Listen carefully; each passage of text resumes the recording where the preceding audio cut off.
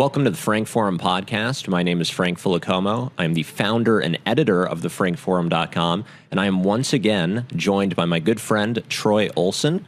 He is the Sergeant at Arms of the New York Young Republican Club and co-author of The Emerging Populist Majority. Troy, is it true that you're here tonight to go to the Bon Jovi concert that's happening, I guess, at Madison Square Garden? I was on my way here, and I was like, this is like an unusual amount of Bon Jovi T-shirts. Maybe he's making a comeback. You don't think that's a coincidence that maybe there's a Gen X centric reunion? Yeah, I don't know. So there's a Bon Jovi concert. There must have. Did you not see that?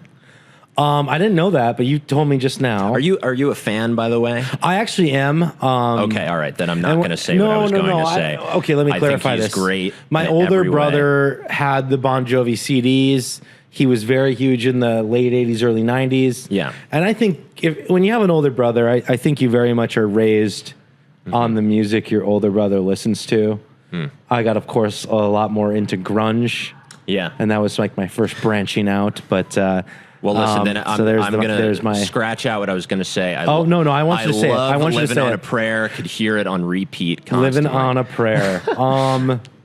And then I once good hair though. He's got good hair. Yeah, he had good hair. And then there was that one vocal effect on that song in the late '90s they had, and I don't want to imitate it because I'm gonna just derail what we have planned here. I kind of want you to imitate it, but we won't. We won't do it. So Troy, today I wanted to talk a lot about iPhones, technology, computers, and all the rest, because I think I feel pretty dualistic about the role of technology when it comes to cultivating community. On one hand, it's very clear to me that there is a serious con to too much technology, right? We're increasingly glued to our phones. We're increasingly kind of, shut away in our apartments and looking at our computers or streaming. Yeah. But on the other side of things, I do believe there is some benefit to the phone. For example, you have apps today like, Bumble BFF is one of them. There's a Meetup app. What is Bumble B? Bumble BFF. I'm glad you asked. I've written for our listeners out there. I've written about this for National Review Online before. But Bumble BFF is, I'm sure you're familiar with the dating app Bumble. Bumble is... Are you not familiar with the dating app Bumble? Well, I mean, I started to date myself here. So basically, it's a... dating apps really... I've been married for 13... Oh, okay. All right. 13 years. Yeah. I don't believe dating apps took off until I was actually a couple of years married. Okay. So that makes sense. Well, Bumble is an app where the woman messages you first. Oh. That's what it is. Meaning that no one meets. So the cultural cultural reference I knew Bumble from was Pete Davidson in character, in an SNL character, being upset that he had no matches in Bumble. But his historical dating record would say precisely the opposite. It would say precisely the opposite. He's had some pretty interesting relationships. That's undoubtedly true. So that was clearly a character joke. Bumble BFF is an offshoot of Bumble. And it's just for platonic friendships. Oh. And this has really been on the rise, and there have been multiple articles, in fact, about people who've met platonically on Bumble BFF. And I think that just speaks to the fact that people are exploring other avenues to cultivate social connection.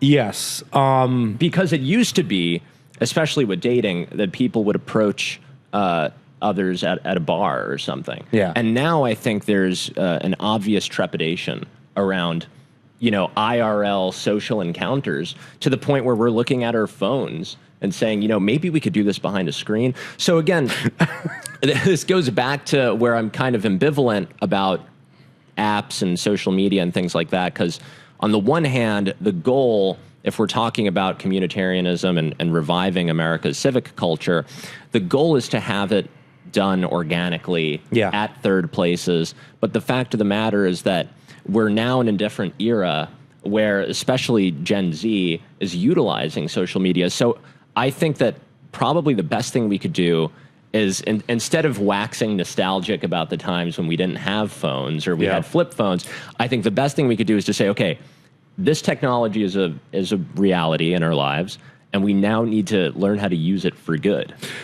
Yeah, I mean, first the internet, but then the internet on the smartphone, which is when, and I was a very late adopter to especially the smartphone. Yes, as was I. I waited as long as possible. Yeah. I had to be mocked by my good friend being like, I just got out of law school and was like, hey, Troy, I can't take you seriously. Would you have a BlueBerry? As a lawyer. A BlackBerry? No, I had like a flip phone. And he was just like, Troy, I can't take you serious as a lawyer if you don't get a smartphone. So I got a smartphone, and I've deeply regretted it ever since. I knew I was crossing into another dimension when I got it, though. I could sense it. Yeah. But to seriously answer the question, this is a tool.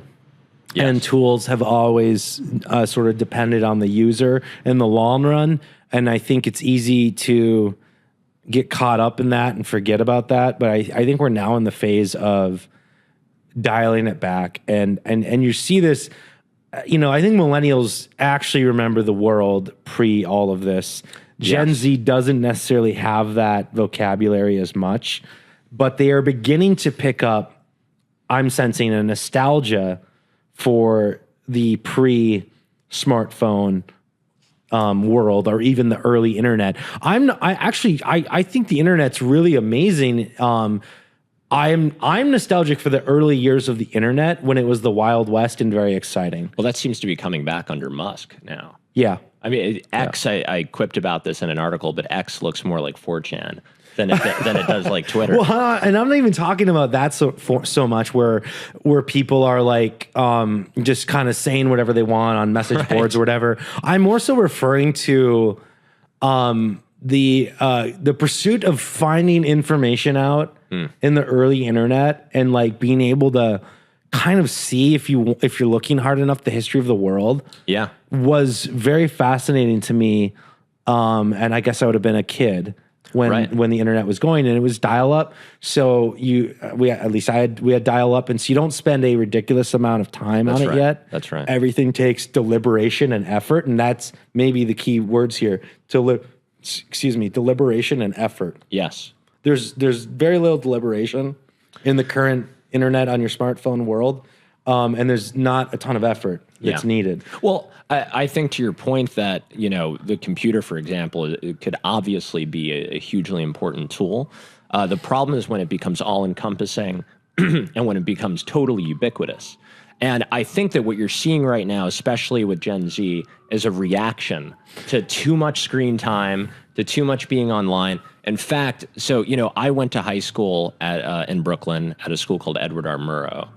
And I read a couple of years ago. Great school. Yeah, huge school, about 4,000 students, maybe more. That would be so overwhelming if I went through that school. I wouldn't have any idea what to do with that. Well, so a few years ago, I saw that there was a New York Times article about Edward R. Murrow, and I'm thinking, what is there possibly to write about the high school that I went to? It turns out that there's a kind of Neo-Luddite club that has formed, and this was a bottom-up effort on the part of the student body. And it was a small group, maybe 15 or 20 or so students. And they said, you know what? We don't want our iPhones anymore. Yeah. And so they traded in their smartphones, and they got clunky dumb phones. And they said, we're going to go to the park and read classic literature and play guitar and just not have iPhones anymore. And I kind of thought to myself, I don't know that this is an answer to how, atomized we've become and how much we've let technology kind of take over our lives. But I do think that it's a very real reaction to just too much screen time. Yeah, I think whatever paradigm we're in seems to be exhausting itself. Yeah. And people are looking for something different. And maybe they're like a Neo-Luddite, or maybe they're purely in the nostalgia world. I lean more towards I know I'm going to be on and almost on all the time. Yeah. On whether it's group chats, group texts. I have so many requests that come by me every day from different paths of my life. It's impossible to go without it. I know I can't really opt out of much of anything, but what I can do is when I have that moment of where I'm breathing, to relax. The things I do when totally to my own devices, spending time with family. Yeah. But when I am interfacing with technology on my free time, it is very much in the nostalgia world realm. I'm nostalgic for the pre-smartphone phones. My greatest memories with a phone were sitting in the freedom of just getting your license and that first year with your car, which is I'm sorry, but the world just opens up to you if you haven't had your license and you're that formative years and your first year with your car, and God knows you're probably a terrible driver, but you're just sitting there and I'm playing Snake on my Nokia brick cell phone. That is some of my favorite memories with a phone. I'm a little younger than you, Yeah. but I don't really have a recollection of life without phones. I mean, I have a vague one, Yeah. but it reminds me of this term I read.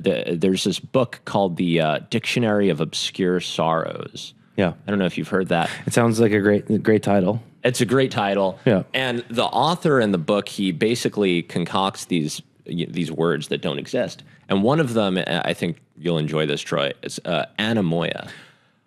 Have you heard that term? I have, and is it a word he invented for that? It's a non-word. It's a non-word? It doesn't actually exist. Define it, because I'm pretty sure. Okay. No, define what it means, All right. though. So anamoya is when you get this sort of pang of nostalgia for a time that you never actually experienced.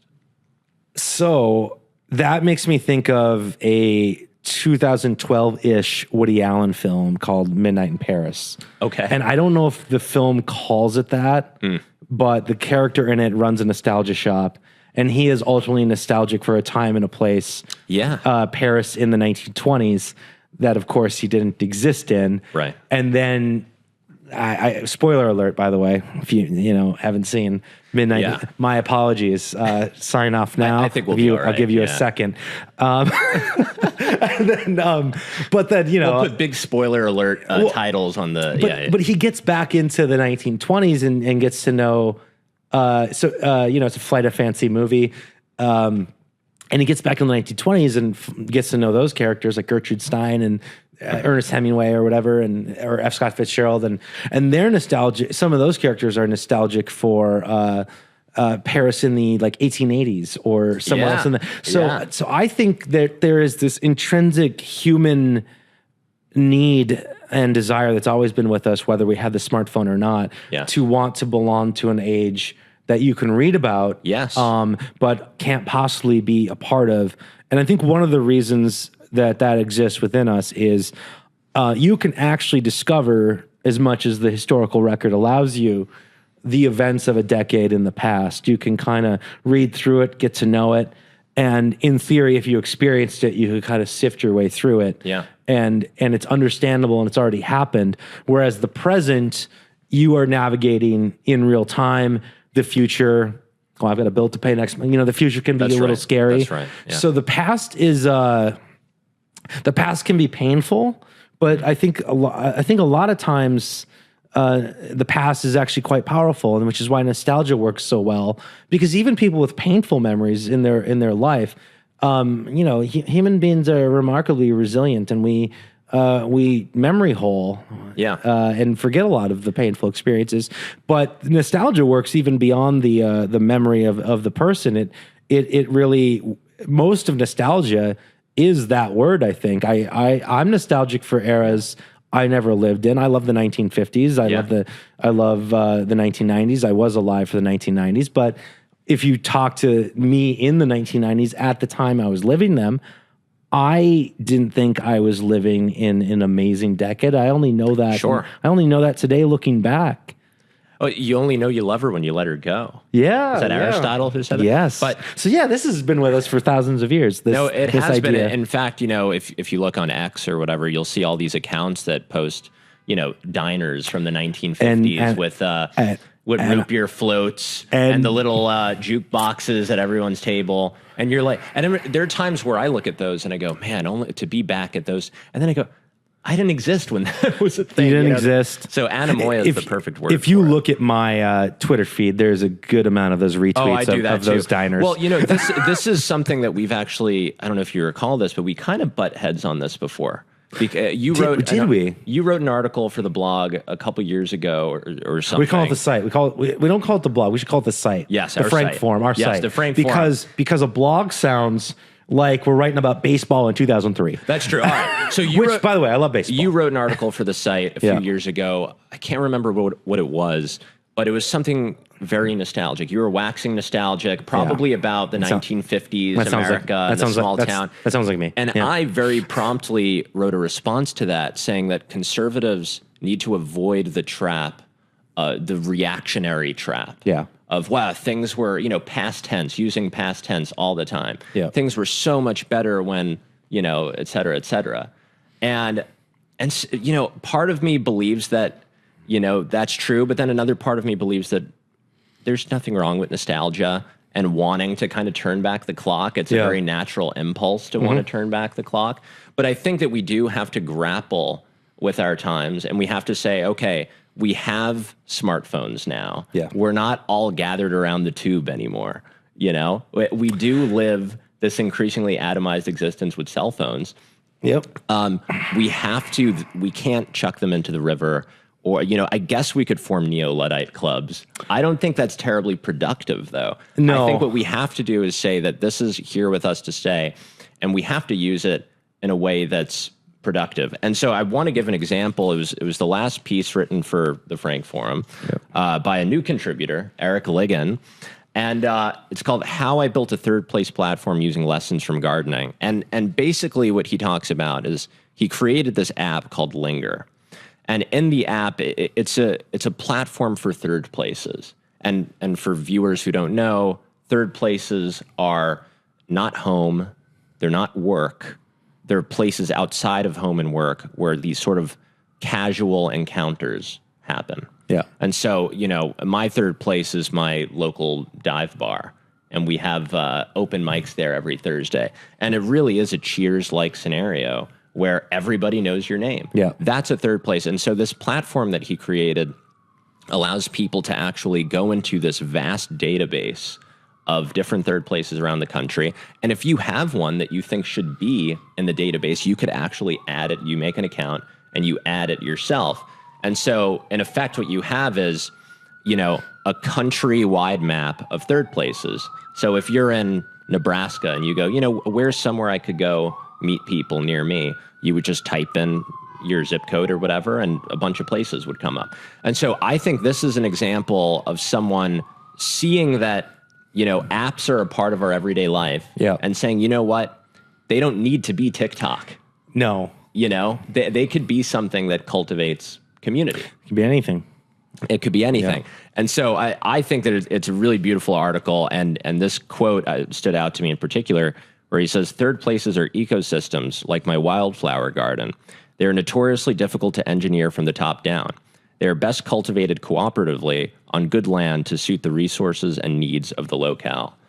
And that's beautiful. I think that's so beautiful because there is an effort, Troy, and I'm curious to have your thoughts on this, to sort of like manufacture community from the top down. Like, so I'll give you an example of this, and I use this frequently. In 2023, when there was all this talk of the loneliness epidemic from the advisory report, Senator Chris Murphy, who I believe is, Connecticut? Yeah. He said, okay, I'm going to introduce legislation saying that there's going to be an Office of Social Connection in the White House, and we're going to write all these white papers and things like that. And, we're going to have experts deal with this problem.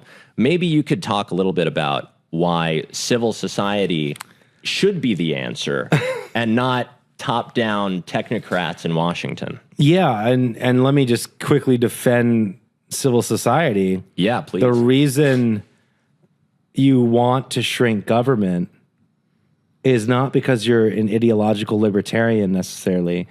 It's because you want to grow civil society.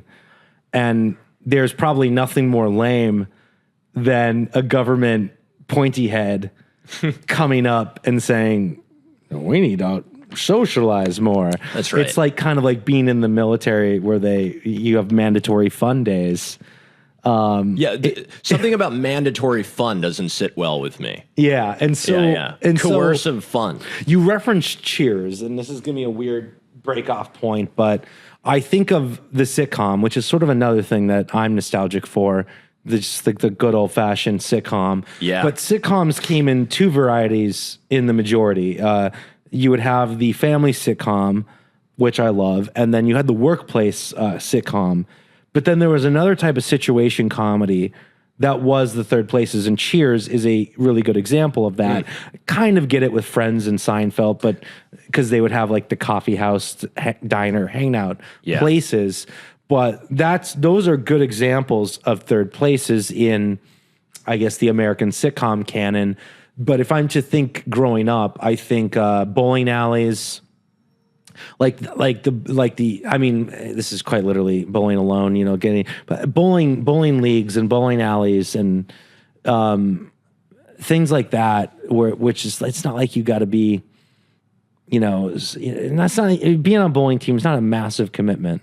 No, it's really not. And it's it's a sport, but it's like an adult sport that you don't have to be a physical specimen to be a great bowler, and then you don't need to be an amazing bowler to have a good time. You can just be in a league and be hanging out with your team and friends. The Honeymooners, Jackie Gleason was a bowler, and that was a source of community for him. Yeah. And you mentioned Friends, and a central part of Friends, and maybe the central part of Friends, is Cafe Perk. Oh yeah, right. Yeah. And was it Cafe Perk? Isn't it Cafe Perk? Central Perk. Central Perk. Yeah, I knew. It was I'm not an avid Friends watcher, but I'm embarrassed that I was able to correct that. It was, but this is something about Friends that I think is worth kind of noting, which is there was this couch in Central Perk where, like clockwork, they would all be there. Yeah. In fact, if someone wasn't there, it was like, oh, there's a problem here. Right. What happened to Phoebe? And the tagline of that show was that it's about the time in your life where your friends are your family. That's right. And I think I'll be there for you. Yep. Yeah. And I think once there comes a time in your life where now your friends are your family, where you switch it up. Yeah. And I think those having those deliberate third places becomes a struggle. I think it's the easiest when you are in your 20s. In fact, when I read about people in their 20s today, lonely, I get really sad because that's right. Because I when I was in my 20s, I was sort of running the opposite way. I was getting married, and I kind of was a little sick of the hanging out. I was like, no, I want to go start my life. I don't want to, and all specifically, and hopefully this doesn't, if they happen to come across this doesn't hurt anyone's feelings or they don't know what I'm talking about. It's vague enough. But at one point I remember being out with the group and I was like, oh, this is great. I hope this never changes. Yeah. And I didn't say anything at the time. I just thought it. And then I got home and I talked to my wife. This is probably the first year of our marriage. And I'm like, I literally hope most things change very soon, actually. Which is one of the reasons we got married and we're starting our own life together. And while, college friends are great and all, but like, I don't want to do this forever. Yeah. Because it felt like, that is extended adolescence. It felt like, kind of standing still. Well, not to spoil the whole show of Friends, but that is kind of how Friends ends, right? They all have their own families and they stop living together. It's a natural ending. Yeah. But I want to circle back to Central Perk. Yep. Because that cafe was a community hub for them. Yeah, it was. And, what happened, I think back at such an important, paradigm changing point in our history, which is COVID, COVID lockdowns and everything like that. Yeah. And cafes, I read this in an article by a guy named Alan Ehrenhalt. Cafes went from being essential third places and community hubs where you would see your neighbor and you would sit next to people. And they turned into what he called utilitarian caffeine dispensers. And so what you had was cafes where, you would sit here and then the chair next to it had an X on it or it wasn't there at all. Yeah. And then you had another chair. And then another thing that happened during COVID is that you had all these pop-up cafes, or they were on wheels or something. And it was just kind of grab and go. Yeah. The whole point of a third place is to hang around for an indefinite amount of time. The problem is that COVID made things too kind of sterile and less welcoming and cozy. Yeah. And then also a lot of young people find prices to be prohibitive.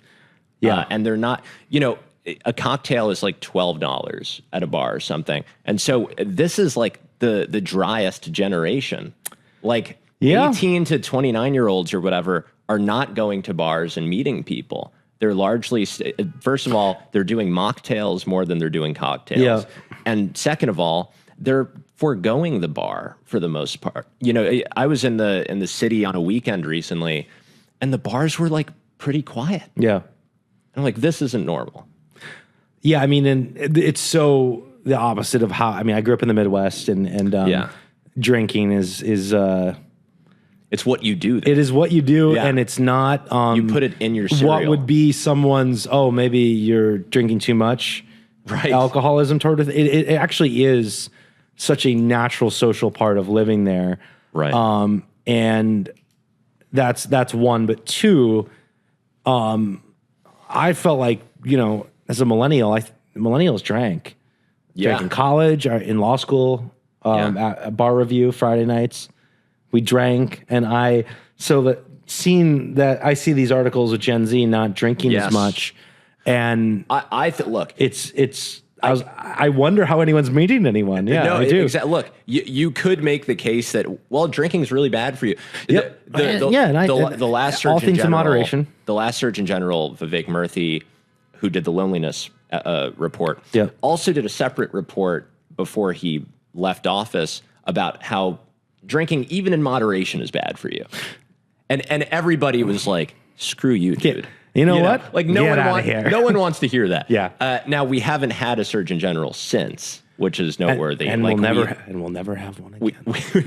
We still don't have a Surgeon General, but this administration and Dr. Oz has actually made it a point to say drinking is a social lubricant.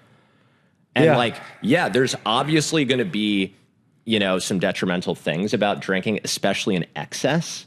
Yeah. But that's where you go and you let your hair down, so to speak. Yeah. And you talk to your buddy. The week's over. You know, there was even in Washington Square Park, right around where I went to school at NYU, there was a guy who did a cigarette meetup. Yeah. And everybody, and listen, it probably stunk to high hell. Yeah. And, you know, I'm sure everybody got really ill that day. No, I don't think that happened. But look, and I'm not advocating for smoking cigarettes, especially at the... Are we allowed to? Especially at these prices. Yeah, especially at these prices, I tell you. But the fact of the matter is that, you know, you could say like, oh, this is so bad for you. And how could someone think of doing a gathering of Marlboro Red smokers? But the fact of the matter is that everybody there was talking to each other. Hey, can I bum a cigarette? Here you go. I wasn't there. This is from reports. But that to me makes me raise the question of, well, what's worse for you?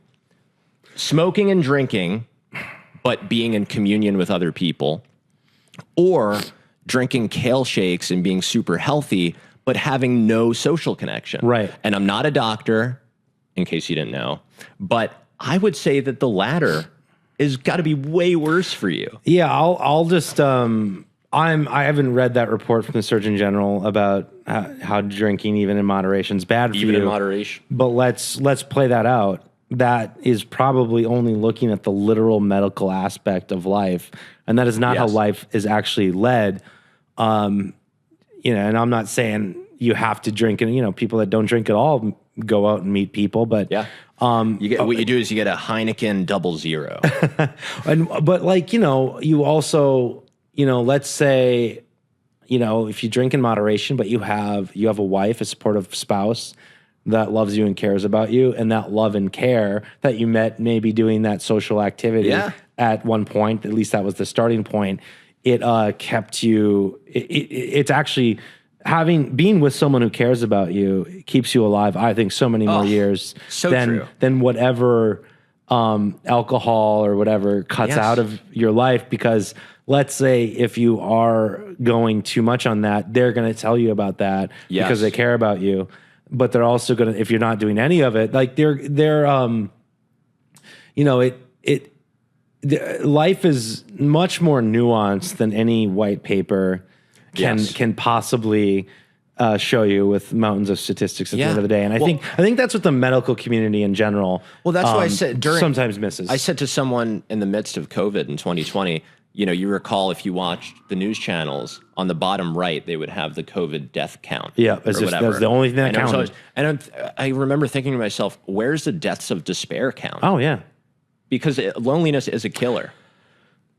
I'll get into my my screenplay is literally not the TV series one, but the movie screenplay is literally about that idea of the deaths of despair. Yeah, it was because it was inspired by one of those many deaths of despair articles that came out around COVID, and it was about a GWAT veteran who would in his apartment complex like build wood structures, just do woodworking out in the quad. Right.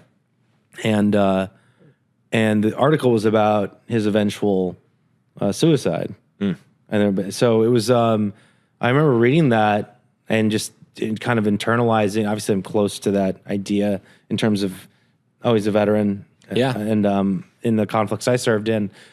And I looked at, and by this point, COVID had gone on long enough that the temporary high of the stay at home, stay safe, like all of that had passed. And then the arguments of that was too far, and all of those had socially played out too. So we were kind of almost at the coming down the mountain at that point, where you kind of had the beginnings of a look back period. And because now I think we're so far past that we've almost, life has moved so fast that we barely even look back anymore. True. But this was like right at that sweet spot. And that article was one of the crystallizing moments where I'm like, nothing we did here has made society any better. Yes. And to me, it was that death of despair and all of that that really crystallized it. I argue, and I'm not the first to argue this, that deaths of despair that's a main reason why Trump was elected president. Yeah. Okay. Yeah, absolutely. Communities, and there have been studies on this, communities that are super tight-knit, where there was the presence of God and people had meaning and purpose, they largely didn't vote for Trump. It was the communities in the middle of the country where people felt like they had no religion, they had no friends, they had no community, they had no greater purpose to be alive, and they were immensely atomized and lonely. Those were the people that, when they heard Trump's forgotten man message, they said, my God, yes, that resonates with me. I am the forgotten man. Oh, and I think there's a version of it that I think that the key to unlocking the future is there is because he also had like the coastal elite argument as well. So those two played against one another.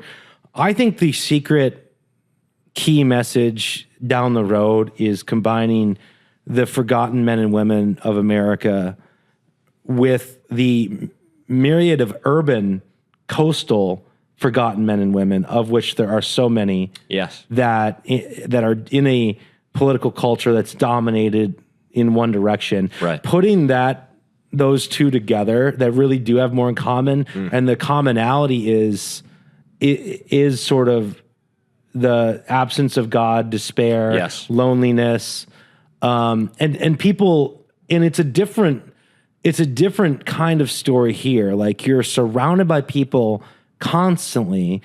Being lonely in the city is almost more, almost even sadder for me, because you're actually surrounded by people. It's alone together. And whereas, I've said this before, in the city, I believe that our peripheral vision is lacking. So and what I mean by that is that we have a destination that we mean to get to, and so we enter tunnel vision, and we kind of engage in this temperament that is very reserved. And it's like, don't talk to me, don't touch me, no Minnesota nice, no like, hey neighbor. It's like, get out of my way, I have a thing to do. And so what you wind up having is people that are alone together. I want to talk about this more, but we should do it next time, because Troy and I are going to see Bon Jovi at Madison Square Garden. And we'll catch you next time on the Frank Forum.